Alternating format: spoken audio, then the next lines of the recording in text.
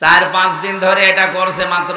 এই অনুষ্ঠানটা যেখানে ছিল কিছু কুচক্রী এবং কিছু নাদান অনুষ্ঠানটা বন্ধ করে দিয়েছে হরিপুর থানায়। এরা জাতীয়তাবাদের দলের নাম নিয়েছে। আমি ওই লোকটাকে উপরে পৌঁছিয়ে দিয়েছি। আপনি আমারে ঢুকতে দিলেন না, আমার সাথে বিয়াদবি করেননি, আপনি বিয়াদবি করেছেন কোরআনের সাথে। সে যেই হোক, আমি তারেক জিয়া সাহেবের পিএস এর সাথে আর তার বন্ধু গিয়াসাল মামুনের সাথে 3 বছর এক জায়গায় ছিলাম। আমি ওই লোকটার নাম সহ উপরে পাঠিয়েছি, আপনার দল করা বের করে দেবে। উনি কালকে হোয়াটসঅ্যাপে তারেক জিয়াকে জানাবে। ঠাকুরগাঁও জেলা সভাপতি বিএনপির কে আছে আমি জানি না। আমি বলেছি ভাই জেলা সভাপতিকে বলবেন সে যেন এই লোকটারে মাইনাস করে দেয়। এটা দলের জন্য ক্যান্সার। আমরা দল মত নির্বিশেষে বাংলাদেশে শুধু 14 দল বাদ দিয়ে সবাই আমরা মজলুম। এক কথা বলেন না কেন? সেদিন যে ঘটনাটা হয়েছিল ওটা শুধু ওনার দোষ না। উনি এর আগেও মাসখানেক আগে আমার মাহফিলে প্রধান অতিথি ছিল। কোরআনের আয়াত পড়তে গিয়ে অর্থ পাল্টিয়ে ফেলেছি। আমি তাকে বলেছিলাম আপনি সংশোধন করে পড়বেন, যদি না পারেন বাংলায় বলবেন, আরবিতে বলার দরকার নেই। পরে আবার ওইটাই করেছি আমি ওই সময় সংশোধনের জন্য, কারণ কোরআন শরীফ উল্টা পাল্টা পড়লে তার ঈমান চলে যায়, কারণ অর্থ পাল্টিয়ে যায়। উনি উল্টা বুঝে আমার ওই দিন রিঅ্যাক্ট করিস। জায়গাটা মিটে গেছে। আমি বললাম উদ্বুদ্ধ করার জন্য যে আপনি কোরআন শরীফ শুদ্ধ করে পড়েন, কাজ হবে। এটা ওনার আর আমার বিষয়। আর চামচাগিরি করতে যে আপনার জীবনটা আপনি নষ্ট করবেন। কোরআনের বিরুদ্ধে যারা ডাইরেক্ট ইনডাইরেক্ট লেগেছে আল্লাহ একটাকেও ছাড়ে না। আমি তো এখন দেখতে পাচ্ছি একটাকেও আল্লাহ ছাড়ে না। আর আমি ছোট মানুষ, বয়স কম, ছোট হুজুর, এই কারণে ওরা কিছু মনে করে না। আরে ভাই আমি মানুষ ছোট, আমার হাত অনেক উপরে আছে, আমার আল্লাহর সাথে লাইন আছে। মুসাফির অবস্থায় আছি, মাজলুম অবস্থায় আছি, বর দোয়া করতে বাধ্য করবেন না। আপনি কোরআনের এই আলোচনাটা এতদিন ওদের সব কমপ্লিট বন্ধ করে দিলেন কোন কারণে? কোরআনের অনুষ্ঠানে যারা কোরআনের প্রচারে বাধা দেয়, কোরআন জানিয়েছে তারা যারও সন্তান। আপনি কি আপনার জন্ম নষ্ট করে ফেললেন? আপনার বাবা হয়তো আপনাকে জন্ম দিয়েছিল, কিন্তু কোরআনের পেছনে লেগে নিজের জন্ম এখন বিতর্কিত করে ফেললেন। আমি সত্যিই কিন্তু জানিয়েছি যে কোরআন আমার সামনে। আমি অপু ভাইকে বলেছি তারেক জিয়া পিএস এর সাথে যে এইরকম একটা লোক সেদিন বক্তব্য দিয়েছে, এটা বিএনপির লোক না, এটা একটা ক্যান্সার। আমরা সবাই মজলুম ছিলাম ওই 14 দল বাদ দিয়ে। আমার ব্যক্তিগত কারণে না, কোরআনের কারণে আমি সংশোধনী দিয়েছিলাম। আপনি উল্টা দিকে নিয়ে গেলেন কোন কারণে? বলে আমারে পাগল বলা হয়েছে। আপনি পাগলই, আপনি পাগল না তো কি বলেন তো? আপনি যদি জ্ঞানী মানুষ হতেন, আমি একজন আলেম, শুধু বাংলাদেশ না বিশ্বের বহু দেশে কোরআনের দাওয়াত নিয়ে যাচ্ছি, আপনি সম্মানার্থে ওই দিন থেকে লজ্জা করে আরো শিখে আমাকে জানাতে পারতেন। আপনি উল্টা পাল্টা পড়েই কোরআনের অর্থ পাল্টিয়ে ফেললেন, নিজের ঈমানটা নষ্ট করে ফেললেন। কি পড়ে কলিল্লাহুম্মা লিল্লাহ, কি আন্দাজে বলে? আল্লাহর কোরআন শরীফকে আপনাকে ইয়ারকি মারার জন্য দিয়েছে। আপনি পড়তে পারেন না, পড়বেন না। আপনি বাংলা শিক্ষিত মানুষ, বাংলায় বলেন, ইংরেজিতে বলেন, ওইটাই শিখ। আপনি আরবিতে পড়তে গিয়ে অক্ষর উচ্চারণ করতে পারেন না। শেষে আমি বসে আছি, আল্লাহ আমারে ধরবে না, যাই ও পড়তেছে তুই ঠিক করে দিবি। আমি আমার বাঁচার জন্য করেছিলাম, আপনি উল্টা দিকে নিয়ে কোরআনের পেছনে লাগলেন যে উনি যেন আসতে না পারে। কি হবে আপনার ওখানে না গেলে? আমার আল্লাহর জমিন কি সংকীর্ণ নাকি? বলেন, এদেশ থেকে যদি কথা বলতে নাও দেয়, আজহারের মতো আজহারি এখন সারা বিশ্বে কোরআন ছড়াচ্ছে। জালেমরা মনে করেছিল ওরা দেশ থেকে তাড়িয়ে দিলে মনে হয় বন্ধ হয়ে যাবে। আমি কয়েকদিন আগে সিঙ্গাপুর, মালয়েশিয়া, থাইল্যান্ডে ছিলাম। বিভিন্ন দেশে এখন মানুষ তাকে নিয়ে যাচ্ছে কোরআনের কথাগুলো শোনার জন্য। এক দরজা বন্ধ হয়ে গেলে 1000 দরজা আল্লাহ খুলে দেবে। ঠাকুরগাঁও জেলা, এটা পীরগঞ্জ থানা নাকি? বরচনা মিফতাহুল উলুম কওমি মাদ্রাসার উদ্যোগে মহাবিশ্বের মহাবিশ্বর আমাদের মালিক, আমাদের মনিব, মহান রব্বুল ইজ্জাত ওয়াল জালালের মুখের পবিত্র বাণী কোরআনে কারীম। পবিত্র অনুষ্ঠানের সম্মানিত সভাপতি জনাব আলতাফ হোসেন চৌধুরী, প্রধান অতিথি জনাব জাহিদুর রহমান জাহিদ, সাবেক জাতীয় সংসদ সদস্য ঠাকুরগাঁও 3। বিশেষ অতিথি হিসেবে উপস্থিত আছেন বাংলাদেশ জামাত ইসলামী ঠাকুরগাঁও জেলা শাখার সম্মানিত জেলা আমির, ইসলামিক চিন্তাবিদ, শিক্ষাবিদ অধ্যাপক বেলাল উদ্দিন প্রধান, দামাত বারকাতুহুমুল আলিয়া। এতক্ষণ যারা আলোচনা রাখলেন মাওলানা হারুনুর রশিদ সাহেব, মঞ্চে বসা সম্মানিত ব্যক্তিবর্গ, সামনে বসা মুসলমান ভাইরা, পর্দার আড়ালের সম্মানিত মা এবং বোনেরা, প্রশাসনের ভাইরা, প্রাণপ্রিয় ঠাকুরগাঁওবাসী, আল্লাহর দরবারে শুকরিয়া জানাচ্ছি যিনি একটা জগদ্দল পাথর আমাদের বুকের উপর থেকে নামিয়ে দিয়েছেন। বিশ্বনবীকে আল্লাহ জানিয়েছেন আলাম নাশরাহ লাকা সাদরাকা ওয়া ওয়াদা'না আনকা ওয়িজরাক আল্লাযী আনকাযা যহরাক ওয়া রাফা'না লাকা যিকরাক। হে নবী, আমি কি আপনার বক্ষ উন্মুক্ত করিনি? আমি কি আপনার পিঠের উপর থেকে বোঝা নামিয়ে দেইনি? তার মানে ১৫০০ বছর আগে জাহিলিয়াতের যুগের কথা আমরা কোরআন আর হাদিসে পড়েছি যে আইএমএ জাহিলিয়াত ছিল। ৬ সাল থেকে ২৪ সাল পর্যন্ত আমরা আওয়ামী জাহিলিয়াত দেখেছি। শব্দ প্রায় একই, আইএমএ আওয়ামী, আর বাকিটা তো ঠিকই আছে জাহিলিয়াত। ওনারা ঘোষণা দিয়েছিল আমরা ক্ষমতায় যেতে পারলে মদিনার সনদ দিয়ে দেশ চলবে। সনদ দিয়ে চলেছে, মদিনার না, মোদির। মদিনার সনদ বাদ দিয়ে চালিয়েছে মোদির সনদ। এখানে যে বিশাল পাথর ছিল আমাদের বুকের উপরে, আমাদের এই কণ্ঠনালী পর্যন্ত চেপে ধরেছিল। এই যে কথা বলা, এই যোগ্যতা আমাদেরকে দিয়েছেন যিনি পালিয়েছে উনি না, মানে এদেশে যাই হয়তো সবই তো বলতো আমি দিয়েছি। এ মোবাইল কে দিয়েছে? আমার মনে হয় এই সমস্ত কথা শয়তান শুনতো আর মনে মনে হাসতো যে কি গো, একটা কথা হল বাবার টাকা দিয়ে মোবাইল কিনে আর বলে মোবাইল আমি দিয়েছি। খালাকাল ইনসান আল্লামাহুল বায়ান।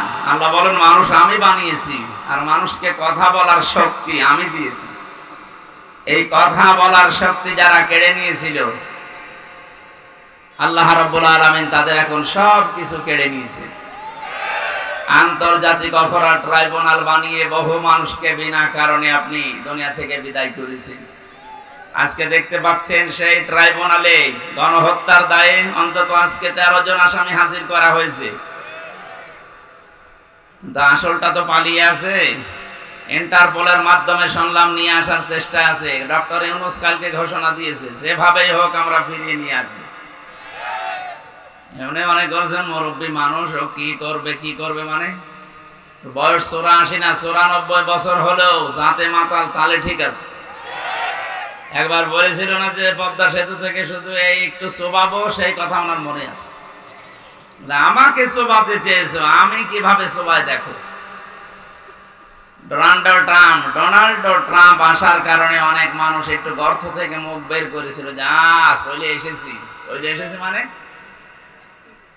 24 সালের 5 আগস্টের আগে দেশ আর নেই। 24 সালের 5 আগস্ট পার হয়ে এখন সে অক্টোবর নভেম্বরের 18 তারিখ চলছে। অনেক পরিবর্তন হয়ে গেছে। এ জাতিকে আর আপনি উল্টা পাল্টা দিয়ে দাবিয়ে রাখতে পারবেন না। বিশ্বের মানুষকে এখন বিভিন্ন জায়গায় কথা ছড়াচ্ছে যে আমি নির্বাচিত ছিলাম, আমাকে উৎখাত করা হয়েছে। এটা ডাহা মিথ্যা কথা। আমার মনে হয় 20 শতাব্দীর সবচাইতে বড় মিথ্যাচার এইটা। আপনি নির্বাচিত ছিলেন, এটাকে যদি ঘোড়া কেউ বলেন ঘোড়াও হাসবে। এটা কথা বললেন, কিসের নির্বাচিত? এই 15 বছরে তো নির্বাচনই হয়নি। ঠাকুরগাঁওবাসী বলেন তো, যে বিষয়ের মাধ্যমে মানুষ নির্বাচিত হয় ওর নাম নির্বাচন। ওর নাম কি? নির্বাচন না হলে আপনি নির্বাচিত হলেন কি করে? তার মানে এই কথাটা মিথ্যা কথা। এই মিথ্যা কথা ছড়িয়ে মানুষের সিম্পেথি পাওয়ার জন্য বিশ্বের মোড়লদের আপনি পাবেন না। কারণ তামাম দুনিয়া জানে যে 15.5 বছরে এদেশে গণতন্ত্র ছিল না, এদেশে নির্বাচন হয়নি, আপনি নির্বাচিত নয়। এই মিথ্যা ছড়িয়ে আমাদের দেশের বদনাম যেন আর না করা হয়। কারণ বিশ্বের মানুষ ভাববে বাংলাদেশে যারা বাস করে এর মতো মনে হয় মিথ্যা কথাই বলে। কি আমি রমজানে উমরায় ছিলাম। মদিনা থেকে একটা গাড়ি ভাড়া করলাম, এক লোকের বাড়ি ওনার মদিনাতে, স্থানীয় বাসিন্দা। বললাম ভাই আমি বদরে যাব, আমারে নিয়ে চলে। ওনার যে ভাষা ওই দিয়ে বললাম, ইয়া আখি, হে ভাই আমি যেতে চাই, সাহাব চলেন আপনি। উনি আমারে বলছে, ইয়া হাজি ওর হজ্জা তাই না বিলাদুকা, হাজি দেশ কোথায়? যে তুমি বাংলাদেশ। যেই বলেছি বাংলাদেশ, বলছে হারামি। আপনি গালি দেন মানে? আমারে ওনার ভাষা দিয়ে বলছে, ইয়া আখি, হে ভাই আপনাকে আমি বলি না, আপনার দেশে যে আছে ওই মহিলারে বলছি। হ্যাঁ বলেন, আপনি বলেন, আমি আরো 2 লাইন বেশি করে বলছি। ঘৃণিত বানিয়ে দিয়েছে, কারণ জালেম যারা তাদের প্রতি সৃষ্টি জগতের একটা আলাদা ঘৃণা তৈরি করে। কে? বলেন বলেন। এর বিপরীত যেটা আছে মাজলুম, মাজলুমদের প্রতি আল্লাহ নিজে একটা মহব্বত তৈরি করে দেয় সৃষ্টি জগতের ভেতরে। এই জন্য আমি 3 বছর জেলে থাকাকালীন যতবার কোর্টে হাজিরা দিতে এসেছি, মাঝায় আমার দড়ি বান্ধা ছিল, এই যে পুলিশ, এনারাই আমারে নিয়ে যেত না, মনে নাই ওই রকমই ধরে। কিন্তু মানুষজন যখন দেখতাম কান্নাকাটি করতো আদালত চত্বরে, অনেক মহিলা 1-1.5 কিলোমিটার শুধু দৌড়িয়েছে প্রিজন ভ্যানের পেছনে, বলছে হুজুর কোনো চিন্তা করবেন না, আমরা বিশ্বাস করি আপনি এই দোষ করেননি। তারা কান্নাকাটি করতো, সিম্পিতি দেখাতো, এটা তৈরি করে দিয়েছে কে? আর এখন ওনারা কোর্টে উঠতেছে। আজকে পলক সাহেবকে দেখলাম, বলছে দোয়া করেন। কিসের দোয়া? আপনি দোয়া মানেন? হ্যাঁ, আপনি দোয়া করতে বলেন মানে কিসের দোয়া করবো আপনার জন্য? আপনি দোয়ায় বিশ্বাস করেন না। যারা আজ উঠতেছে আপনি তাদের দিকে তাকান, কি নজরে তাকাচ্ছে মানুষ তাদের দিকে, কত টিটকারি মস্কারা, এবং কেউ কেউ পচা ডিম মারতেছে। এমনকি আমার কুষ্টিয়ার একজন ইনু, ওই মানুষকে আমার মনে হয় এলাকায় ওরা নুনু বলে ডাকে। হাসানুল হক ইনু বলে না, বলে হাসানুল হক নুনু। ওই হর্ষায় বাদ দিয়ে দন্তন্নয় ওষুধ দিয়ে দিয়েছে। ওনারে একজন দেখলাম একটা লাথি দিয়েছে। সম্মানিত ভাইরা, আমি যেটা বোঝাতে চাচ্ছি, এই মিথ্যা কথা ছড়িয়ে এই দেশকে বিশ্বের সামনে আর মিথ্যাবাদী প্রমাণ করবেন না। আপনার উপরে আমাদের এই দাবিটা আছে। কোনো কথাই তো শোনেননি 15.5 বছরে, এইটা অন্তত রাখেন। কারণ আপনি একটা হাসি মানুষ, মিথ্যা কথা বললে কেমন হয় না? আল্লাহ বলেন আমি নির্বাচিত করেছি তোমাদেরকে। নির্বাচিত করেন কে? কি পদ্ধতিতে নির্বাচন? বলেন বলেন।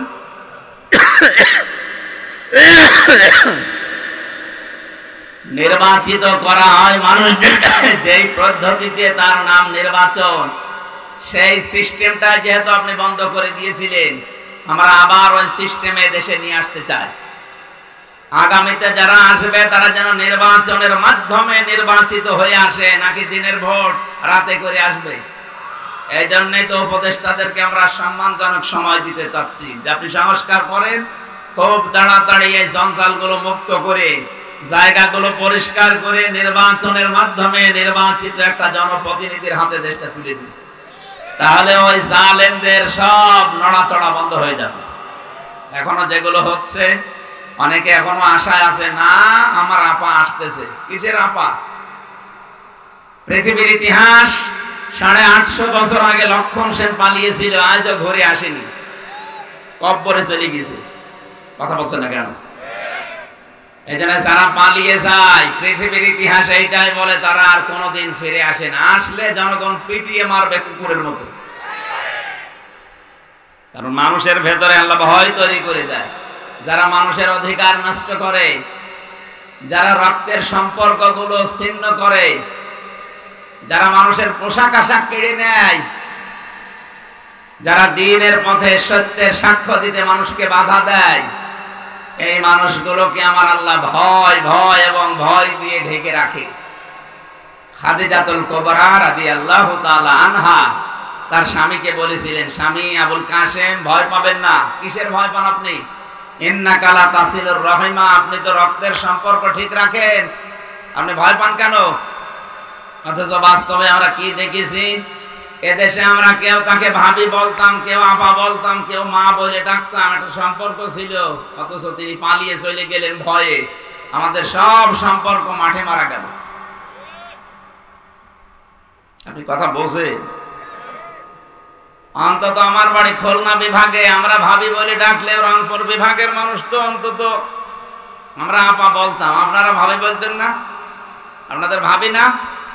পুত্রবধূ ভাবি, এই তো।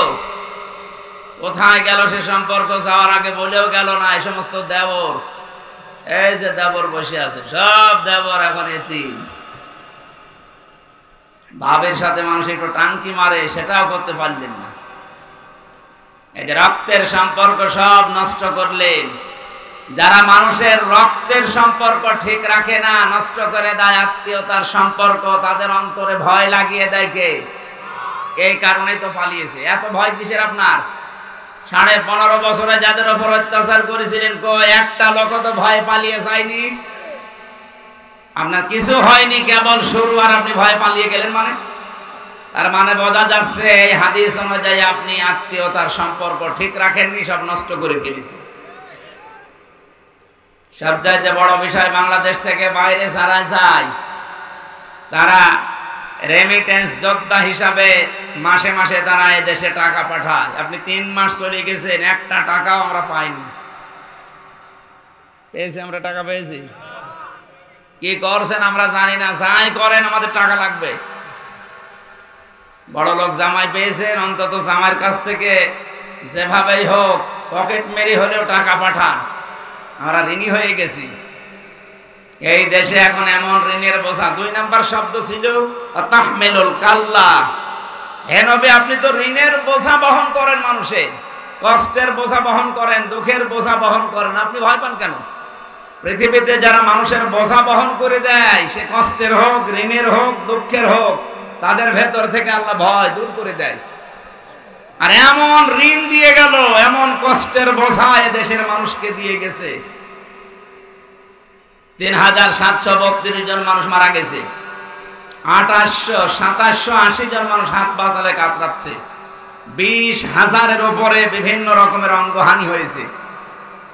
বলেন, এই যে মানুষগুলো যারা পড়ে আছে হাসপাতালের বেডে, এরা তার পরিবারের কাছে, তার মা বাবার কাছে, ভাই বোনের কাছে, সমাজের কাছে, দেশের জন্য এখন বোঝা না? এক কথা বুঝতেছেন? এই যে বিশাল বোঝা আপনি দিয়ে গেলেন, মানুষের কাপড় চোপড়, এমনকি পোশাক আশাক পর্যন্ত খুলে ফেলেছেন আপনি। সম্মানের পোশাক পরা ছিল কত মানুষের, সে পোশাক পর্যন্ত খুলে তাকে ন্যাংটা করে দিয়েছে। জাতির সামনে সংসদে দাঁড়িয়ে বলেছে মাওলানা মামুনুল হক ধর্ষণকারী। জোরে বলেন নাউজুবিল্লাহ। আপনার চাইতে তার ভেতরে আল্লাহর ভয় কম নেই।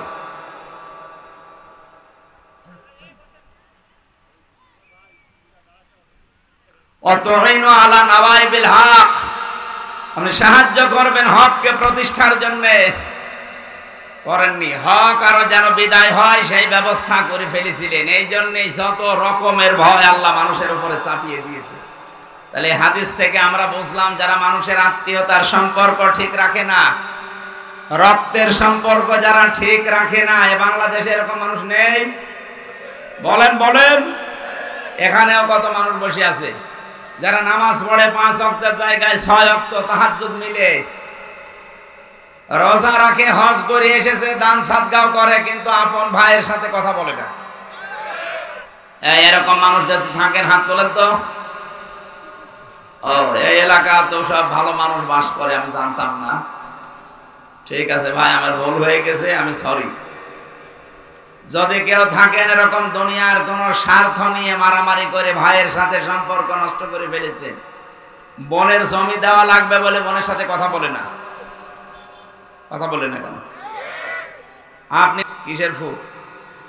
ডিউটি করছিলাম, হঠাৎ দেখলাম এই তাল গাছের ভেতরে কি যেন নড়ে উঠল। আর না, এ ফু দিয়ে হবে না। আপনি হয়তো কারো অধিকার নষ্ট করছেন, আপনার দ্বারা কোনো মানুষের হক নষ্ট হচ্ছে।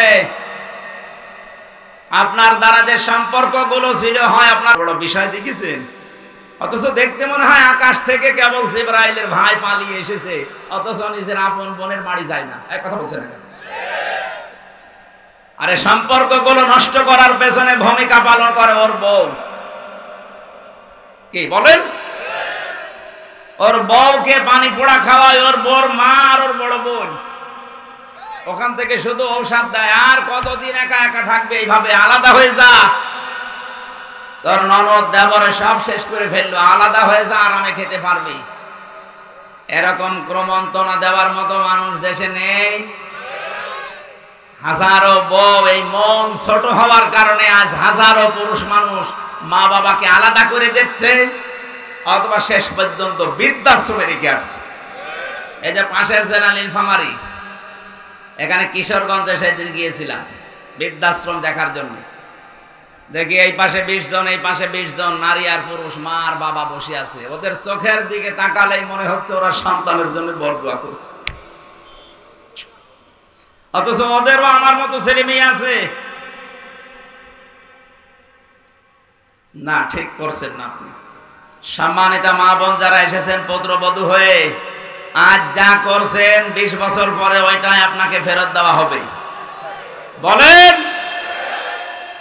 আপনি নিজের মা বাবা, আত্মীয় স্বজন, চাচা খালু মামা আসলে তো পাগল হয়ে যান, আর শ্বশুরের কুলের কেউ আসলে, স্বামীর ভাই স্বামীর বোন কেউ আত্মীয় স্বজন আসলে আপনার মন পাওয়া যায় না, মুখ মনে হয় পেঁচা ধরিস।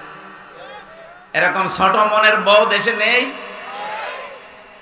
কার কার বর এরকম মন ছোট? হাত তোলেন তো। আরে ভাই, ক্যামেরা আমার দিকে, হাত তোলেন, অসুবিধা নেই, তোলেন। হ্যাঁ, 2 হাত তুলিস না, আমি হাসির খোরাকি দেয়নি। ওই যে মহিলারা বসে আছে। সম্মানিত মা বোনেরা, শুধু নামাজ পড়ে রোজা রেখে কালো বোরকা পরে আপনি জীবনেও জান্নাত যেতে পারবেন না। নেককার হওয়ার জন্য 4টা কথা আপনাকে মাস্ট বি মানায় লাগবে। কয়টা? আরো জোরে।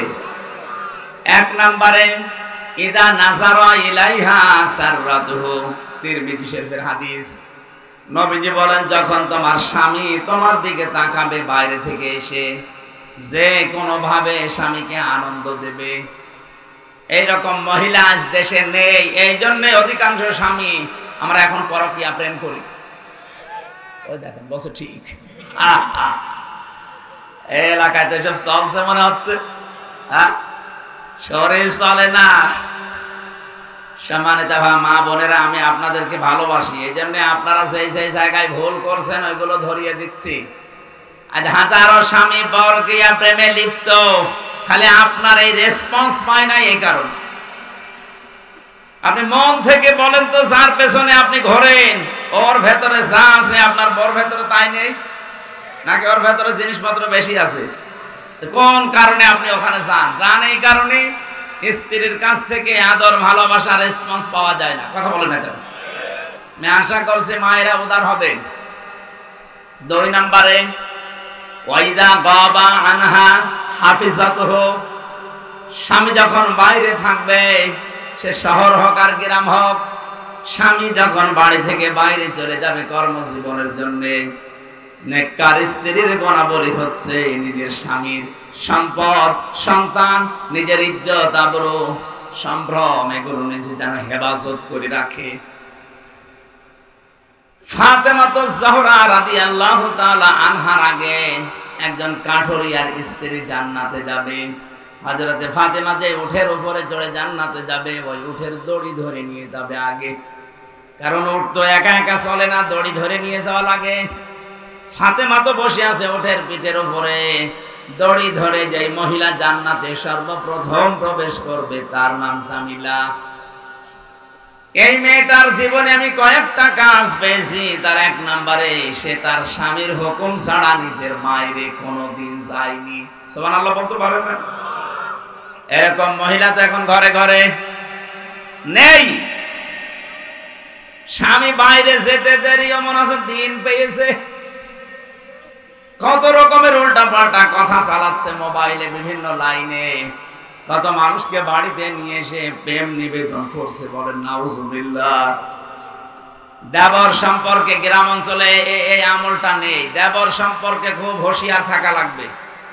বাইরের মানুষের চাইতে দেবরের দ্বারা ক্ষতি হওয়ার সম্ভাবনা বেশি। বলেন না কেন? সাহাবী প্রশ্ন করলেন, হে নবী, দেবর আর দুলাভাই এই দুইটা সম্পর্কে আপনি কি বলেন? বিশ্ব নবী বললেন, দেবর হচ্ছে মরণের মতো। মরণকে মানুষ যেভাবে ভয় পায়, মেয়েরা যেন দেবরকে ওইভাবে ভয় পায়। অথচ আজ অনেকে সাহস করতে করতে, উদারতা দেখাতে দেখাতে নিজের দেবরকে বলে এটা আমার ছোট ভাই। এমন ভাবে চলতেছে, আরে ভাই আপনার ছোট আপন ভাই, জীবনে আপনি আপন ভাইয়ের সাথে বিয়ে করতে পারবেন? কথা বলেন। দেবরের সাথে কি করে ছোট ভাই হলো? ইয়ার কি মারা জায়গা পান না ইসলামের নিয়ম নিয়ে? এটা আল্লাহর বিধান। দেবর যদি ছোট ভাই হবে, নিজের আপন ছোট ভাইয়ের সাথে যেমন বিয়ে করা কখনো সম্ভব না, অথচ দেবরের সাথে আমরা দেখি 2 সন্তানের মা পালিয়ে গেছে। তার মানে এটা শয়তানি। আশা করছি এই বিষয়টা খুব সেনসিটিভ। কখন কোন অঘটন দুর্ঘটনা ঘটে যায়, শেষে আর কিন্তু উঠে আসবে না। দেবর সম্পর্কে সবচাইতে বেশি সচেতন থাকা লাগবে। 3 নাম্বারটাই বলার জন্য আমি হাদিসটা পড়েছি। বিশ্বনবী বলেন, ওয়া তুইনু আলা দীনি যাওজাতিহা, তোমার স্বামীকে দ্বীনের পথে চলার জন্য উদ্বুদ্ধ করবা, সাহায্য করবা, পেছন দরজা দিয়ে তাকে ঠেলা দিবা। তোমার স্বামী যদি মানবতার পক্ষে কাজ করে, দিন প্রচারে, দিন প্রসারে, দিন কায়েমের জন্য যদি বাইরে থাকে, তাকে সময় দেওয়ার জন্য উদ্বুদ্ধ করবা, তাকে সময় দেওয়ার জন্য সাহায্য করবা। বারবার বাধা দিয়ে তার কাজের গতি মন্থর করে দিবা না। অথচ হাজারো স্ত্রীর কারণে স্বামী মানবতার জন্য, ইসলামের জন্য কাজ ঠিক মতো করতে পারে না। কথা বলেন না কেন? 4 নাম্বারটা বড় কঠিন বিষয়।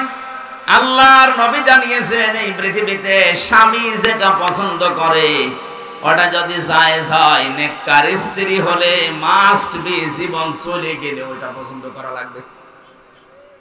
আমি নিজে স্বামী, যত স্বামী এখানে বসে আছি সবার পক্ষ থেকে আমি বলছি, মেয়েরা এসেছে না?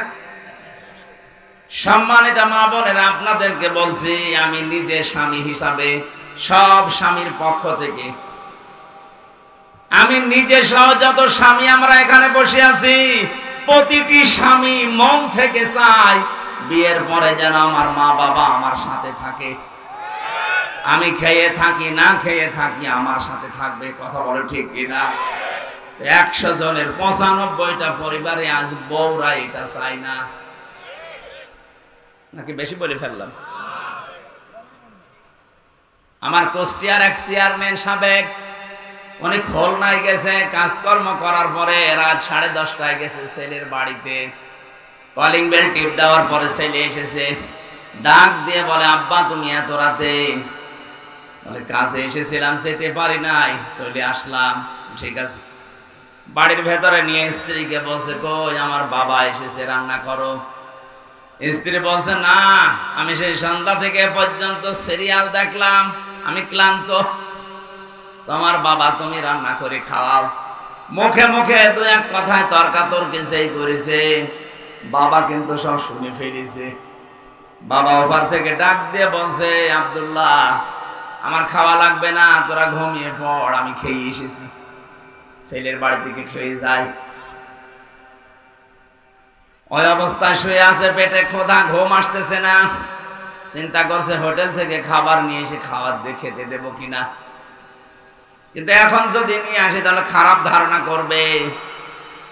কিছুক্ষণ পরে রাত 11টা 11:30 বাজে, কে যেন কলিং বেল টিপ দিয়েছে, বাইরে যেয়ে দেখে ওর শালা ছোটটা ডাক দিয়ে বলছে, দোলা ভাই আজকে আর বাড়ি যেতে পারিনি, চলে আসলাম, আসো তোমার দিয়ে খেলা শুরু হবে। এবার ডাক দিচ্ছে, ওঠো, কেন তোমার ভাই এসেছে ছোটটা? হায় উঠিস, রান্না বাড়া কমপ্লিট করো। স্বামী চিন্তা করছে, আমার বাবাও তো না খেয়ে আছে, একটু ডাক দেই। যে বলছে, আব্বা তোমার বৌমা রান্না করেছে তোমার জন্য, তুমি খাবা না? বাবা টের পাচ্ছে না। ওখান থেকে সব আবার শুনেছে, বলছে, বাবা আমার খাওয়া লাগবে না, আমার পেট ভরায় আছে। তোরা খেয়ে ঘুমিয়ে পড়। সকালবেলা বাবা কিচ্ছু না বলে ব্যাগটা নিয়ে চলে যাচ্ছে। ছেলেটার সামনে গিয়ে দাঁড়িয়ে বলছে, আব্বা তোমার বৌমা রান্না করছে নাস্তা, তুমি খেয়ে যাবা না? বাবা চোখের পানি ফেলে দিয়ে বলে, সন্তান আমি যেদিন তোর ছোট শালা হব ওই দিন খেয়ে যাব। না না, আমি হাসির জন্য। ও ঠাকুরগাঁওবাসী, আমার যতটুকু বাস্তবতায় জ্ঞান আছে আমি তো দেখতে পাচ্ছি, শুধুমাত্র কুষ্টিয়ার ওই সাবেক চেয়ারম্যান না, এখানে বহু মুরব্বী বসে আছে, তার পুত্র বধূর কাছে ওই রকম। বলেন কি হয়েছে আপনার? মা বাবাকে খেতে দেব আমি পছন্দ করি, আমি মন থেকে চাই যে আমার মা বাবা আমার সাথে থাকবে, শেষ বয়সে সাথে নাতি নাতক এগুলো নিয়ে তারা আনন্দে থাকবে। আর আপনার এই ছোট মনের কারণে আমার মা বাবার মন থেকে আমি পর্যন্ত সরিয়ে গেছি। সম্মানিত মা বোনেরা, কোন কাজে স্বামী খুশি থাকে আপনি তো জানেন না, যেহেতু আমি স্বামী আমি বলে দিচ্ছি, এই ঔষধটা আপনি অ্যাপ্লাই করবেন। যদি সত্যি স্বামীর মন পেতে চান, নিজের মা বাবাকে যেভাবে দেখেন স্বামীর মা বাবাকে ওইভাবে দেখবেন, তার চাইতে বেশি সেবা যত্ন, বেশি কথা শুনবেন, তার সাথে ব্যবহার আচার ভালো করবেন। কসম আল্লাহ, আর মন থেকে স্বামীর ভালোবাসা আপনিও পাবেন। আর যদি এইটা না করেন, হ্যাঁ আপনার সাথে উপরে উপরে হয়তো ভালোবাসা দেখাবে, শুধু সংসার করার জন্যে, 24 ঘন্টা লোকটা শেষ পর্যন্ত মানসিক রোগী হয়ে যাবে। আর এইটা আমার এই দেশে 100টার প্রায় 95টা পরিবারে। কথা বলেন ঠিক কিনা? আশা করছি এই ইঙ্গিত দেওয়ার কারণে মা বোনেরা একটু মেনে চলবেন, আমাদের পরিবারটা মিনি জান্নাত হয়ে যাবে ইনশাআল্লাহ। দল মত জাতি বর্ণ ধর্ম নির্বিশেষে কোরআনের এই অনুষ্ঠানে যারা আজকে এই দিনের বেলায়, হাজারো কাজ ছিল, কত গুরুত্বপূর্ণ মানুষ বসে আছে, এদের সব কাজ বাদ দিয়ে কোরআন থেকে কথা শোনার জন্য যারা এসেছেন, এটা ইবাদত চলছে। কি চলছে বলেন তো? বলেন আলহামদুলিল্লাহ। দরুদ আর সালাম পাঠের মাধ্যমে আজকের তেলাওয়াতকৃত আয়াত থেকে মানবীয় কিছু দর্শনীয় গুণ আছে, মানুষের ভেতরে কিছু দর্শনীয় গুণ আছে, এই গুণগুলো যেন আমাদের ভেতরে না থাকে, এই কথাগুলো আল্লাহ কোরআনে জানিয়েছেন। আমরা এখন অ্যাডভার্টাইজ করব তাফসীর আকারে ইনশাআল্লাহ। জবান খুলে কোরআনের আয়াত আমি সূরা মারিজ থেকে পড়েছি, 19, 20, 21, 22, 23। এই রুকু থেকে আমরা যতদূর পারি তাফসীর আকারে কথা বলতে চাই। আউযু বিল্লাহি মিনাশ শাইতানির রাজীম। বিসমিল্লাহির রহমানির রহিম।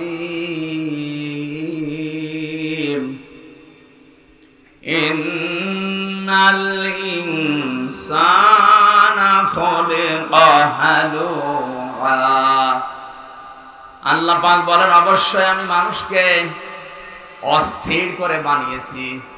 মানুষকে বানানোই হয়েছে অস্থির চিত্র দিয়ে, সব সময় ব্যস্ত মানুষ, এটা মানুষের স্বভাব। তামাম দুনিয়ায় যত মানুষ আল্লাহ পাঠিয়েছে, আদম থেকে শুরু করে আজকের এই দিন পর্যন্ত যে আসতেছে, এখান থেকে কিয়ামত পর্যন্ত যারা আসবে, সবার ভেতরে অস্থিরতা কে দিয়েছেন? মানুষ বানানোর সময় আল্লাহ দিয়ে দিয়েছেন। ইদা মাসসাহু শাররু জাযুআ। এ মানুষ যখন কোনো কষ্ট, বিপদ, মুসিবতে পড়ে তখন হায় হতাশ করে, হতাশা তাকে ঘিরে ধরে, এইটাও মানুষের গুণাবলী, স্বভাব। ওয়া ইদা মাসসাহুল খায়রু মানুআ। মানুষ যখন কোনো কল্যাণ পায়, নিয়ামত পায়, ভালো কিছু পেয়ে যায়, ওই মানুষ তখন আমি আল্লাহকে ভুলে, আমার নিয়ামতকে ভুলে যায়, তখন কৃপণ হয়ে যায়। ঝড় ঝাপটা যখন আসে তখন আমার কথা ছাড়া কারো কথা ওর মনে থাকে না। যখন ঝড় থেমে যায়, যখন জলোচ্ছ্বাস থেমে যায়, এই মানুষগুলো নির্দ্বিধায় আমি আল্লাহকে ভুলে বিভিন্ন সৃষ্টির প্রশংসায় রত হয়ে যায়। এটা মানুষের স্বভাব। তার মানে এখান থেকে তিনটা নিন্দনীয় গুণ আল্লাহ আমাদেরকে বর্ণনা দিলেন। এক নম্বরে মানুষ অস্থির, সব সময় ব্যস্ত। দুই নম্বরে কোনো বিপদ আপদ মুসিবতে পড়লে মানুষ হায় হতাশ করে, হতাশা নিরাশা তাকে ঘিরে ধরে। তিন নম্বরে কোন নিয়ামত যদি পায়, কল্যাণ কিছু পেলে মানুষ কৃপণ হয়ে যায়। এই স্বভাবগুলো মানুষের কার? আমাদের ভেতরে নেই? এখানে মানুষ মত পাচ্ছে যারা বিবেচিত, যার নাম মানুষ, তার ভেতরে এই গুণাবলীগুলো আছে। আল্লাহ বলেন আছে, মাস্ট বি। ইন্না দিয়েছেন, ইন্নাল ইনসানা খুলিকা হালুআ, অবশ্যই। তার মানে আছে। আল্লাহ এগুলো বলতে বলতে এবার হঠাৎ করে আলোচনার ধরন পাল্টিয়ে ফেলেছেন। আল্লাহ পাক এবার ডাক দিয়েছেন, ইল্লাল মুসাল্লিন।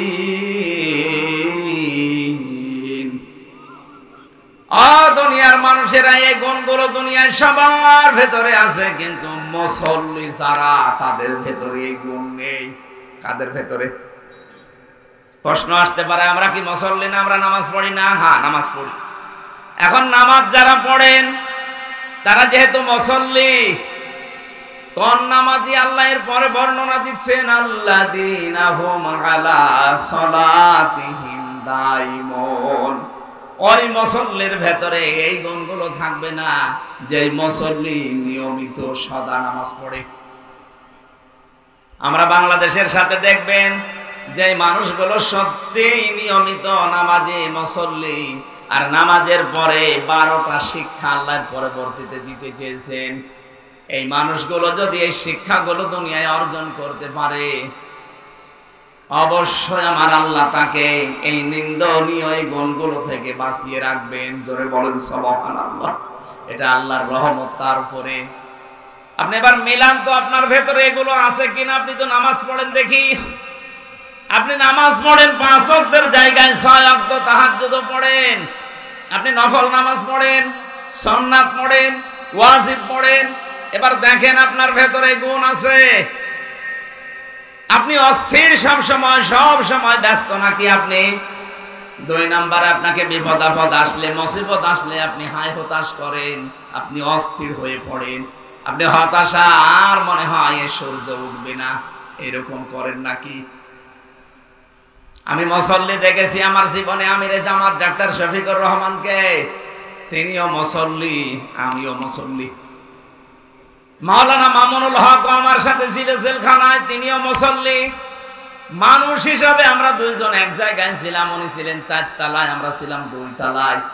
আমরা দুইজনের ভেতরে 3টা বছরে বহু হতাশা চলে এসেছিল মানুষ হিসাবে।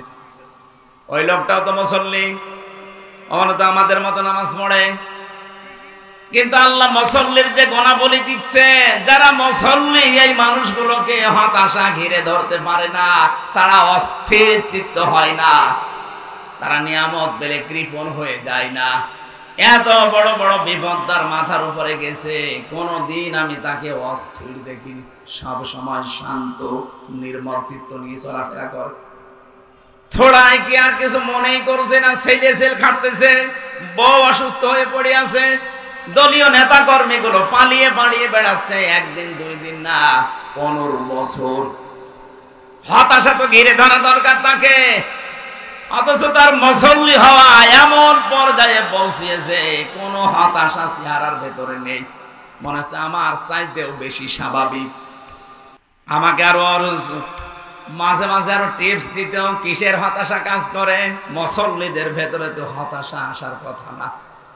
দুনিয়া সব যদি একদিকে হয়ে যায়, আমি যেহেতু মুসল্লি, আল্লাহ পাক এই গুণ আমাকে দিয়েছে, আমি মুসল্লি, আমার ভেতরে হতাশা আসতে পারবে না। আরে ভাই, দুনিয়া তো দুনিয়ায়, এটা ধোকার জায়গা। আমাল হায়াতুদ দুনিয়া ইল্লা মাতাউল গুরুর। এই পৃথিবীর জমিনটা ধোকা, আসল জীবন তো ওইটা যাকে আল্লাহ জাহান্নাম থেকে বাঁচিয়ে জান্নাত দিয়ে দিয়েছে। উনি আমাকে জেলখানায় বলেছিলেন, হামজা দিনের পথে চলতে গিয়ে সারা পৃথিবীর মানুষকে আমি দিনের কথা বলি, দিনের কথা ছড়াই, আমার কথা শুনে শুনে মানুষ দিনের পথ পেয়ে জান্নাতে চলে গেল। আমি যদি জান্নাতি হতে না পারি তা আমার জীবন ব্যর্থ। কোরআনে কারিমে আল্লাহ আমাদেরকে সতর্ক করছেন, ফামানে সুহসিহা আনিন নার ওয়া উদখিলাল জান্নাতা ফাকাদ ফাজ।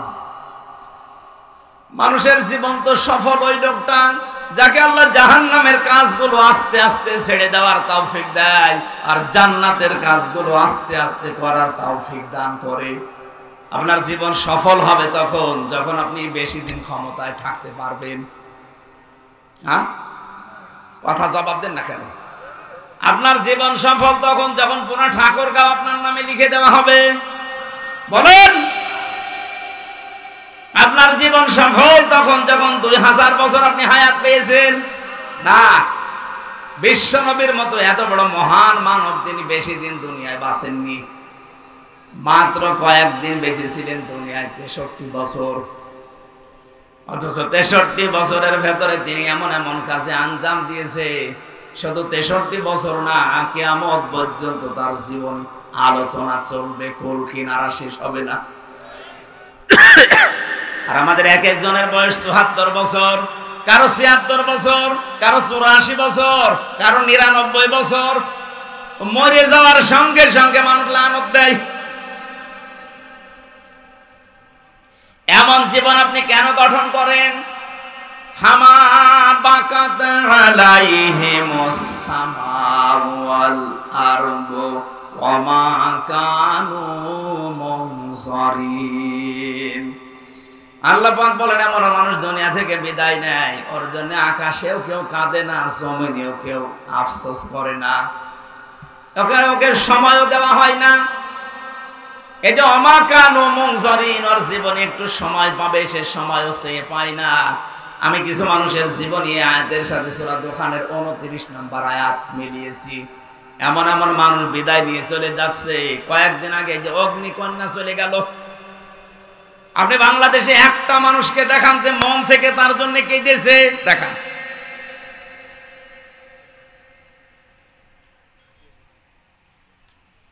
কি জিনিস কি? ঠিক আছে, আমাদের উচিত হচ্ছে এমন জীবন তৈরি করা যে জীবনে আসার সময় আমাকে দেখে মানুষ হেসেছিল, কিন্তু যাওয়ার সময় আমাকে দেখলে মানুষ যেন কান্দে। মানুষের ভেতরে এই সমস্ত গুণাবলীগুলো আল্লাহ দিয়েছেন, কিন্তু মুসল্লিরা এই গুণ থেকে, এই নিন্দনীয় দর্শনীয় গুণ থেকে মুক্ত থাকবে।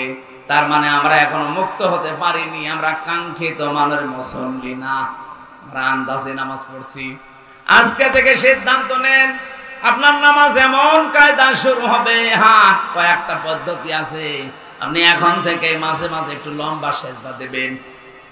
এই 1.5 মিনিট 2 মিনিট 5 মিনিট না, আধা ঘন্টা 1 ঘন্টা যদি সময় পান, 1-1.5 ঘন্টা একটা সেজদায় কাটিয়ে দেন। দেখেন পৃথিবীর ভেতরে আপনার সম্মান আল্লাহ আস্তে আস্তে বাড়াতে থাকবে। কারণ সেজদায় মানুষ যখন চলে যায়, ওই মানুষটা একেবারে আল্লাহর কুদরতি পায়ের কাছে চলে যায়। বলেন সুবহানাল্লাহ। কোরআনে কারীম জানিয়েছে, মানুষকে আল্লাহর কাছে যেতে চায়, ওয়াসজুদ ওয়াকতারিব। মানুষ যদি সত্যিই সেজদা দেয়, ওই সেজদার মাঝে মানুষ যেন আল্লাহর নিকটবর্তী হয়ে যায়। মানুষ এই যে ধনুক মারে, তীর ধনুক, ধনুক মারার সঙ্গে সঙ্গে দুইটা মাথা যেমন এক হয়ে যায়। মানুষ যখন সত্যিকারের সেজদায় যায়, ওই মানুষটা আল্লাহর একেবারে কাছে চলে যায়। আমাদের উচিত হচ্ছে সেজদার মাধ্যমে আল্লাহর কাছে যাওয়া। কোন মুসল্লিদের ভেতরে দোষণীয় নিন্দনীয় গুণ থাকবে না। আল্লাযীনা হুম আলা সলাতিহিম দাইমুন। পৃথিবীর ময়দানে যারা নির্ধারিত সময়ে সদা নামাজের ভেতরে থাকে, তার মানে 5 ওয়াক্তের জায়গায় 2 ওয়াক্ত পড়ে, 3 ওয়াক্ত পড়ে না, এরকম না। আয়াতের তাফসীরে আমি আরেকটা কাহিনী পড়েছি। বিশ্বনবী জানিয়েছেন, কোন মানুষ যদি নিয়মিত কোনো আমল করতে থাকে, আমলটা যত ছোট হোক, ওটা আল্লাহর কাছে সবচাইতে দামি। এজন্য 5 ওয়াক্ত নামাজ আপনি মাঝে মাঝে পড়বেন, মাঝে মাঝে বাদ দেবেন না, নির্ধারিত করে নিন যেটা আপনার জীবনে মাস্ট বি একটা কাজ। কোন মানুষ যখন ফরজ নামাজের সেজদা বাদ দিয়ে দেয় তখন আল্লাহ বলেন ওর দায়িত্ব আমি ছেড়ে দেই। বলেন নাউজুবিল্লাহ। আমি মুসলমানদের কাছে বিশেষ করে নামাজের কথা বলি না। এই ফ্যানটা একটু ঘুরিয়ে দেন এদিকে, ডানের দিকে, ঠিক আছে।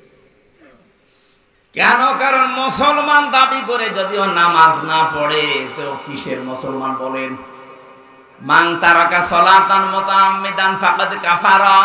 বিশ্ব নবী জানিয়েছেন যে লোকটা ইচ্ছা করে নামাজ ছেড়ে দিয়েছে ও কাফের হয়ে গেছে।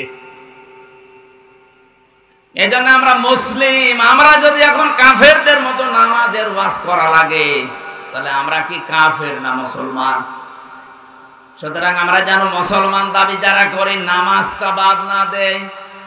হ্যাঁ, আপনি সুন্নত নফল ওয়াজিব পড়তে পারছেন না, পরে পড়ে নেবেন, কিন্তু ফরজ নামাজ যেখানে যে অবস্থায় থাকেন, ওযু থাকলে ওযু করে পড়েন, ওযু না থাকলে ওযু করার দরকার নেই। যদি সিস্টেম না থাকে যে ওযু করার জায়গা এখানে নেই, তায়াম্মুম করারও জায়গা নেই, বিনা ওযুতে বিনা তায়াম্মুমে আপনি আন্দাজে নামাজ পড়বেন। যদি মনে হয় যে কোন দিকে পশ্চিম জানি না, দরকার নেই পশ্চিম ঠিক করা, কোন দিকে কাবা শরীফ জানি না, কিছু লাগবে না, যেই দিকে মুখ আছে ওই দিকে আপনাকে নামাজ পড়া লাগবে। কারণ আপনার মনটা আল্লাহ চাই। কি চাই বলেন? বলেন।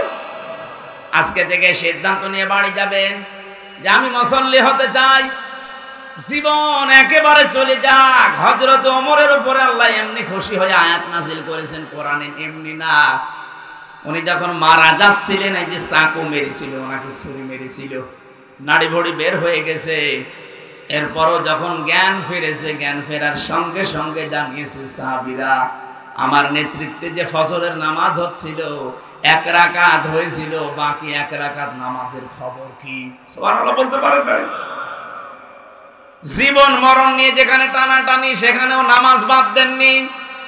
অথচ অনেক মহিলা আছে মুরগিকে হাঁসকে খাবার দিতে দিতে উনি মাগরিবের নামাজ নষ্ট করে ফেলেছে। সম্মানিত মা বোনেরা, সাবধান থাকবেন। মেয়েদের সন্তান যখন দুনিয়ায় আসে প্রথমে কিন্তু রক্ত না, পানি দেখা যায়। এই পানিটা আসার পরে যদি কোনো মহিলার নামাজের সময় হয়ে যায়, তোলার ভেতরে সন্তানের মাথা বিছিয়ে দিয়ে ওই মহিলাকে বলো নামাজ পড়তে। কত বড় গুরুত্বপূর্ণ বিধান আপনি লক্ষ্য করেছেন? মুসা নবীর জামানায় একবার একজন কামার এই যে লোহা পিটিয়ে সোজা করে, হযরতে মুসা ডাক দিয়ে বলে রব্বুল আলামিন আমার সাথে জান্নাতে সাথী হবে এরকম একজন মানুষকে তুমি দেখাও। আল্লাহ বলেন যে বাজারে লোহা পিটিয়ে সোজা করে কামার, ওই কামার তোমার সাথে জান্নাতে যাবে। হযরতে মুসা বলে আল্লাহ তুমি আর লোক পেলি না, এটা কামারের নাম বললি, কি করে সে এমন? আল্লাহ তাআলা বলেন যাও দেখো তার কর্মজীবনটা লক্ষ্য করো।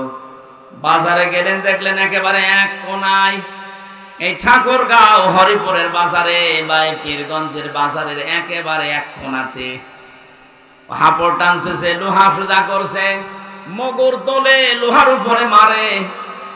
এভাবে যখন একটা মারে লম্বা হয়, আবার উপরে তোলে মারে লম্বা হয়।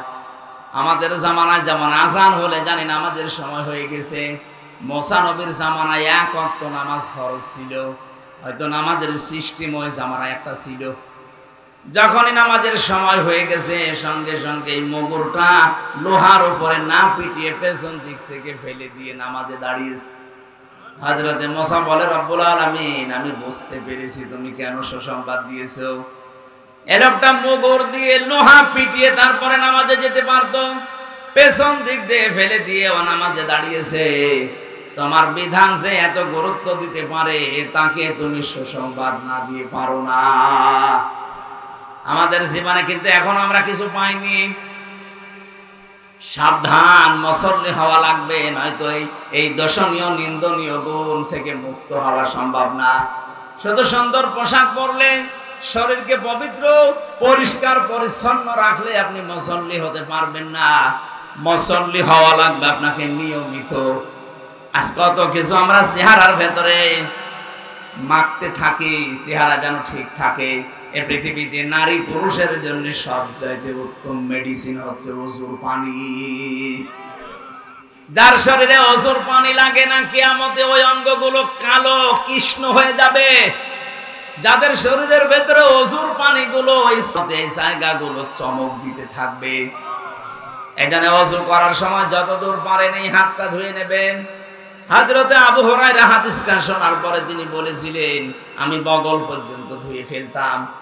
কারণ নবীদের মুখে শুনেছি, দুনিয়াতে যাদের নামাজের সময় ওযু করার জায়গাগুলো পানি দিয়ে ভিজবে, ওই জায়গায় চমক দেবে। আমার বগল পর্যন্ত আমি ধুয়ে নিয়েছি, কিয়ামতে আমার পুরা শরীরটাই চমকাবে। আমাকে তো দেখে নবীর উম্মত মনে করা লাগবে, সেটার এটা উত্তম মাধ্যম। আমাকে দেখে যদি মনে করে যে নবী হ্যাঁ এটা আমার উম্মত, কি দেখবে? ফেরেশতা পর্যন্ত যখন মরণের ঘরে মানুষ আছাড় দিয়ে পড়ে যায় বিছানায়, ফেরেশতারা এসে তার চেহারার ভেতরে নামাজের চিহ্নগুলো দেখতে পায়। সূরা নাহলের 32 নম্বর আয়াতে আল্লাহ দলিল দিয়েছেন, আল্লাযীনা তাতাওয়াফাহুমুল মালাইকাতু তাইয়্যিবিনা ইয়াকুলুনা সালামুন আলাইকুম উদখুলুল জান্নাতা বিমা কুনতুম তা'মালুন। বলেন আল্লাহু আকবার। ফেরেশতারা যখন আসবে মরণের বিছানায় দেখবে আপনি পড়ে আছেন, আছাড় খেয়ে পড়ে আছেন। আল্লাহ বলেন তাজ্জিবিনা, এই তাজ্জিব মানে শুধু পোশাকের পবিত্রতা না, এই তাজ্জিব মানে শুধু দেহের পবিত্রতা না।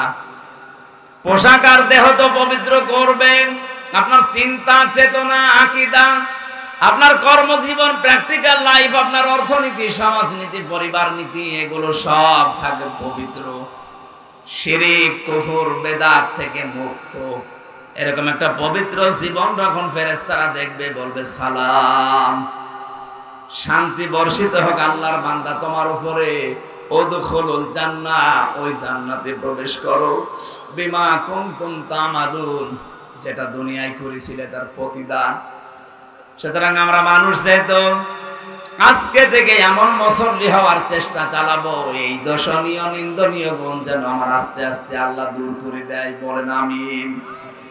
আল্লাহ এরপরে দিয়েছেন ওই মানুষগুলোর চরিত্র এমন হবে, আল্লাযীনা ফি আমওয়ালিহিম হাক্কুম মা'লুম লিস-সাইলি ওয়াল মাহরুম। ওদের সম্পদের ভেতরে গরিবদের হক থাকবে। এই যে দান, সাদকা, যাকাত, ফিতরা, এককালীন দানের মাধ্যমে আপনি যেগুলো দিতে থাকেন, এগুলো আপনি নামাজি, আল্লাহর পছন্দনীয় যে সমস্ত গুণগুলো আছে তার ভেতরে অন্যতম এটা। যদি করতে পারেন মনে করবেন আমি আল্লাহর পছন্দের তালিকায় যাচ্ছি। আর যদি সম্পদের প্রতি মায়া মহব্বত বেশি হয়ে যায়, আপনি নামাজও পড়েন কিন্তু সম্পদের যে হক আদায় করেন না, আপনার সম্পদের দান নেই, সাদকা নেই, যাকাত নেই, এককালীন দান এগুলো নেই, বুঝবেন আপনি আল্লাহর নামাজ আদায় করলে, রোজা আদায় করলে কাঙ্ক্ষিত মানের মুমিন নামাজি হতে পারেননি। এরকম মানুষ দেশে নেই। ঠাকুরগাঁওবাসী বড় দরদ নিয়ে কথাগুলো বলছি। আমি নিজে মানতে চাই আগে এই কথাটা, আমি আল্লাহর কাছে পছন্দনীয় হতে চাই, আমি আল্লাহর কাছে পছন্দনীয় হতে চাই। তাহলে বুঝবেন আমার সম্পদের চাইতে আমার আল্লাহর বিধানের প্রতি গুরুত্ব আমার বাড়বে। আমার সম্পদে আজ কত মানুষের হক আছে?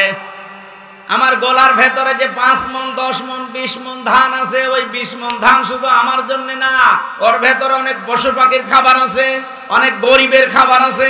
আল্লাহ আমার আমানতে রেখেছেন এগুলো তাদেরকে বিলিয়ে দেওয়ার জন্য। কথা বুঝতেছেন? কিন্তু এই কাজগুলো আজ হাজারো মানুষ দুনিয়াতে আমরা দেখতে পাই, এই মানুষগুলো সম্পদের এই মায়া মহব্বত আল্লাহর বিধানের তুলনায় এদের বেশি তৈরি হয়ে গেছে। এই জন্য আল্লাহ ওর চরিত্র থেকে এই নিন্দনীয় দোষণীয় গুণগুলো দূর করে দেয় না। বলেন নাউজুবিল্লাহ। এখানে যারা আমরা বসে আছি, আমি সহ 200 বছর পরে যদি আমার এই 2 তলা বাড়ি, যেটা এই বাড়িতে যদি 200 বছর পরে আমি এখানে আসি, এই যে বাড়ি দেখতে পাচ্ছেন এটা, 200 বছর পরে এই বাড়িতে যদি আপনি আসেন, এখানে হয়তো আপনার ছেলে নাতি ছেলে থাকবে না, তার ছেলে ছেলে থাকবে। আপনার ছবিও যদি টাঙানো থাকে, 200 বছর পরে 3টা জেনারেশন পার হয়ে এই বাড়িতে যারা বাস করবে, বলেন তো 200 বছর পরে এখানে আসলে বাড়িতে আপনাকে উঠতে দেবে? কি করছেন আপনি বলেন? আপনার সম্পদে যাদের হক আছে হকগুলো আদায় করে যান। এখানে দান করা লাগবে, সম্পদ সাদকা দেওয়া লাগবে, এর ভেতরে যাকাত আছে, আপনি দিতে চান না, জরিমানা মনে হয় আপনার কাছে। কিয়ামতে এই সম্পদগুলো যখন আল্লাহ আগুনের পাত বানাবে জাহান্নামে দিয়ে, সাপ বানিয়ে আপনাকে সবল দেবে আর বলবে আনা মাল, আমি তো সেই সম্পদ। আগে থেকে সতর্ক করছেন পরীক্ষা নেওয়ার আগে। আমরা যারা এখানে পরীক্ষা দেই, এই পরীক্ষার্থী যারা, যেদিন পরীক্ষা শুরু হবে ওই দিন পর্যন্ত প্রশ্নপত্র দেয় না, যখন শুরু হবে তখন দেয়। অথচ আল্লাহ কত আগে আমাদের কাছে প্রশ্নপত্র পাঠিয়ে দিলেন, এরপরেও যদি কেউ ফেল করেন কিয়ামতে এসে কপাল পোড়া। কথা বলেন না কেন? আল্লাহ আমাদের জীবন এরকম নষ্ট যেন না হয়ে যায়, বলেন আমিন। এই বেচারার ভেতরে কারা এরা? এটাকে মাদ্রাসার মাহফিল? সম্মানিত ভাইরা, আমি জানতাম না, তো মনেও নেই। এটা মাদ্রাসার অনুষ্ঠান, আর 4-5 দিন আগে এরা মনে হয় এটা করেছে। 4-5 দিন ধরে এটা করছে মাত্র। এই অনুষ্ঠানটা যেখানে ছিল, কিছু কুচক্রি এবং কিছু নাদান অনুষ্ঠানটা বন্ধ করে দিয়েছে হরিপুর থানায়। এরা জাতীয়তাবাদের দলের নাম নিয়েছে। আমি ওই লোকটাকে উপরে পৌঁছিয়ে দিয়েছি। আপনি আমারে ঢুকতে দিলেন না, আমার সাথে বিয়াদবি করেননি, আপনি বিয়াদবি করেছেন কোরআনের সাথে। সে যেই হোক, আমি তারেক জিয়া সাহেবের পিএস এর সাথে আর তার বন্ধু গিয়াসাল মামুনের সাথে 3 বছর এক জায়গায় ছিলাম। আমি ওই লোকটার নাম সহ উপরে পাঠিয়েছি, আপনার দল করা বের করে দেবে। উনি কালকে হোয়াটসঅ্যাপে তারেক জিয়াকে জানাবে। ঠাকুরগাঁও জেলা সভাপতি বিএনপির কে আছে আমি জানি না, আমি বলেছি ভাই জেলা সভাপতিকে বলবেন সে যেন এই লোকটারে মাইনাস করে দেয়, এটা দলের জন্য ক্যান্সার। আমরা দল মত নির্বিশেষে বাংলাদেশে শুধু 14 দল বাদ দিয়ে সবাই আমরা মুসলিম।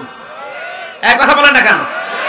সেদিন যে ঘটনাটা হয়েছিল ওটা শুধু ওনার দোষ না, উনি এর আগেও মাসখানেক আগে আমার মাহফিলে প্রধান অতিথি ছিল। কোরআনের আয়াত পড়তে গিয়ে অর্থ পাল্টিয়ে ফেলেছে। আমি তাকে বলেছিলাম আপনি সংশোধন করে পড়বেন, যদি না পারেন বাংলায় বলবেন, আরবিতে বলার দরকার নেই।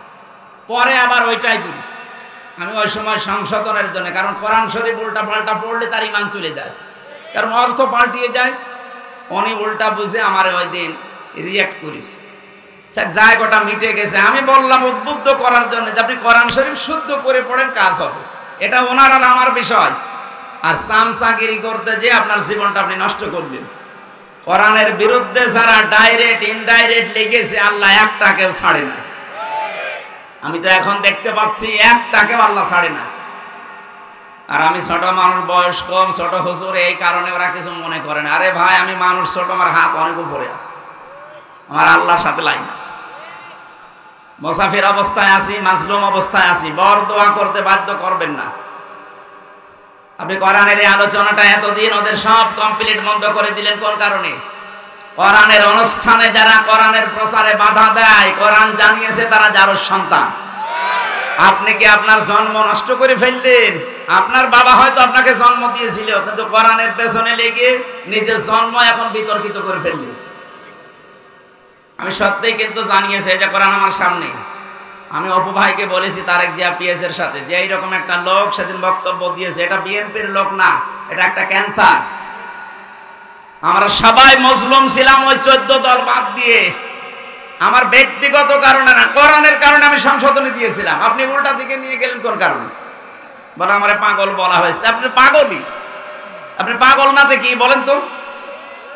আপনি যদি জ্ঞানী মানুষ হতেন, আমি একজন আলেম, শুধু বাংলাদেশ না বিশ্বের বহু দেশে কোরআনের দাওয়াত নিয়ে যাচ্ছি, আপনি সম্মানার্থে ওই দিন থেকে লজ্জা করে আরো শিখে আমাকে শোনাতে পারতেন।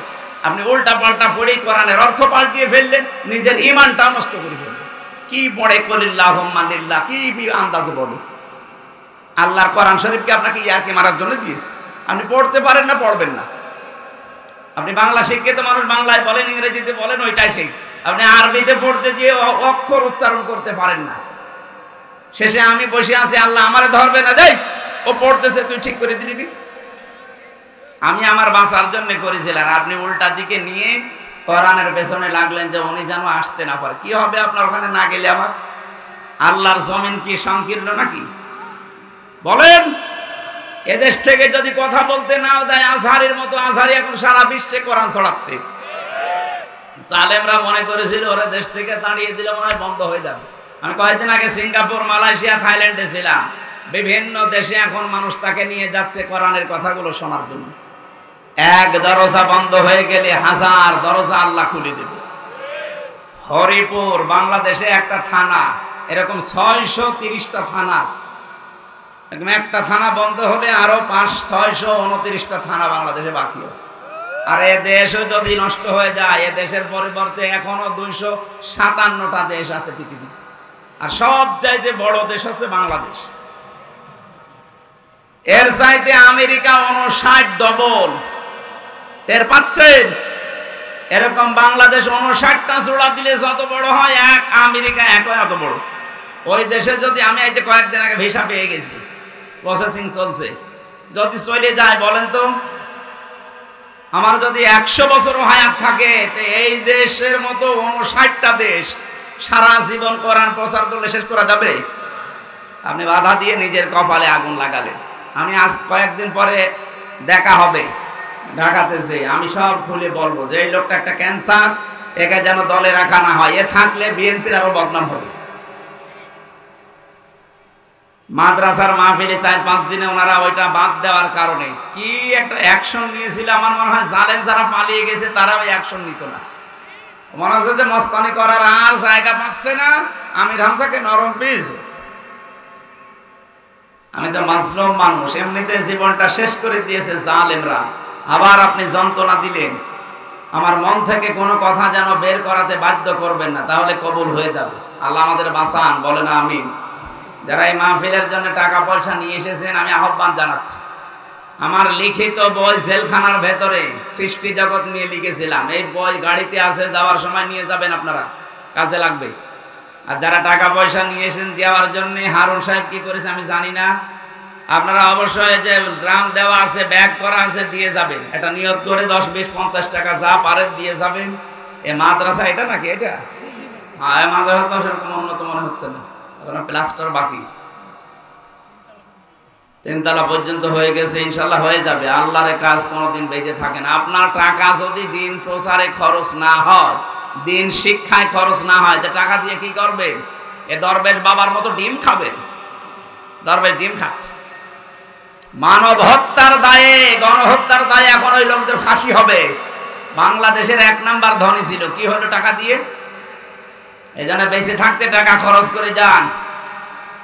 টাকাগুলো নয়তো আপনি চোখ বন্ধ হওয়ার পরে দেখবেন উল্টা পাল্টা কাজে আপনার ছেলে, আপনার মেয়ে, আপনার বউ ব্যয় করবে। তখন আরো ফিলাক্সি লোড হয়ে কবরে আপনার আযাব যাবে। আল্লাহ হেফাজত করুন, আল্লাহুম্মা আমিন। লা ইলাহা ইল্লা আনতা সুবহানাকা ইন্নী কুনতু মিনাজ জালিমিন। আল্লাহুম্মা গফিরলি ওয়ারহামনি ওয়াহদিনি ওয়াফিনি ওয়ারযুকনি ইয়া রাব্বাল আলামিন। আল্লাহ তাআলা ঠাকুরগাঁও জেলা, পীরগঞ্জ থানা, বৈরচনা মিফতাহুল উলুম কওমি মাদ্রাসায় বসে কোরআনে কারীমের কথাগুলো বলছিলাম। মানুষের নিন্দনীয় দর্শনীয় গুণ থেকে মুক্ত হওয়ার জন্য নামাজি মানুষদের যে গুণাগুলো বললেন, গুণাবলীগুলো তুমি বললে, এগুলো আমাদের জীবনে তুমি প্র্যাকটিক্যালি সেট করে দাও।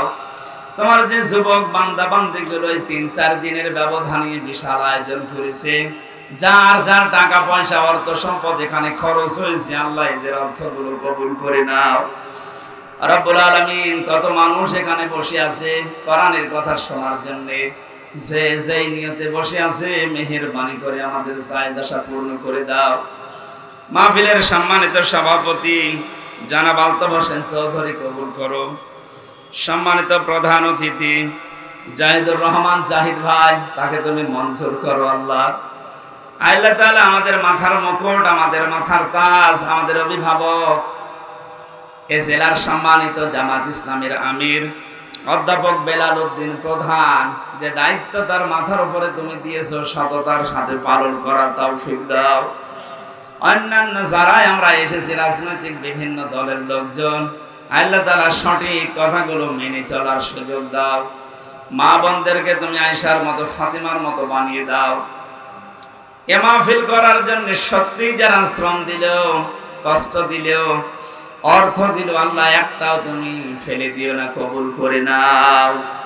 প্রশাসনের যে ভাইগুলো এসেছে আল্লাহ, নিজেদের বাবা মা, আত্মীয় স্বজন, স্ত্রী পুত্র ছেড়ে যারা বাংলার বিভিন্ন প্রান্তে দায়িত্ব পালন করে, এই প্রশাসনের উপরে আল্লাহ তোমার রহমত নাজিল করো।